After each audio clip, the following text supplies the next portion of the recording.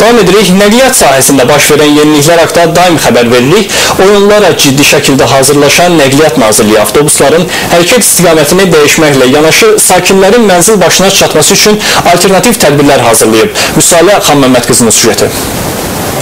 Avropalıları ilə bağlı nəqliyyat sahəsində görülən işlər yekunlaşmaq üzrədir. Artıq oyun arenalarına gedən yollarda təmir tikinti işləri başa çatıb. Yol kənarları abadlaşdırılıb, oyun zolaqları çəkilib. Bir sıra marşrutların istiqaməti dəyişdirilib. Həmçinin şəhərdaxili nəqliyyatdan 3 qapılı avtobuslar uzaqlaşdırıldı. Onlar daha kiçik tutumlu 2 qapılı avtobuslarla əvəzləndi. Nəqliyyat Nazirliyi Katibliyinin müdiri Namiq Əzənovun sözlərinə görə bu işlərə oyunlardan əvvəl başlanmışdı və Avropa oyunlarından sonra da şəhərdə əsasən kiçik tutumlu avtobuslar hərəkət edəcək. Təhlükəsizlik yastıqları tez sıradan çıxır. Əhali həddindən artıq sərnişin çox minəndə o avtobuslara, yəni bir qədər texniki nasazlıq yaranırdı və bizim üçün də əsas sərnişinin təhlükəsizliyidir. Hətta bu əslində çox gözəl də effekt verir. Çünki əvvəl tutaq ki 5 dəqiqə intervalla gəlirdisə, indi 2 dəqiqə, 3 dəqiqə intervalla gəlir. Bu həm sərnişin üçün yaxşıdır, həm də onun təhlükəsizliyini qoruyuruq.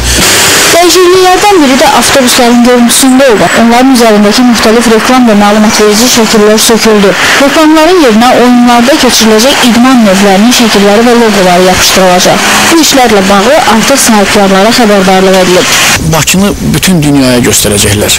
Yəni Bakıda istər London taksilər görürsünüz, ağ rəngdə boyanmış Avropa oyunlara xidmət etsin, ekspres avtobuslar var ki, oyunlara xidmət etsin. Bizim bu ictimai nəqliyyatın üzərində də bəzi reklamlar var ki, onların əvəzinə oyunlarla bağlı nəsə bir şey yerləşdirirsə daha məqsədə uyğun olar ki, yəni Bakının ictimai nəqliyyatla daxil bu oyunlarla yaşadığını göstərə bilər.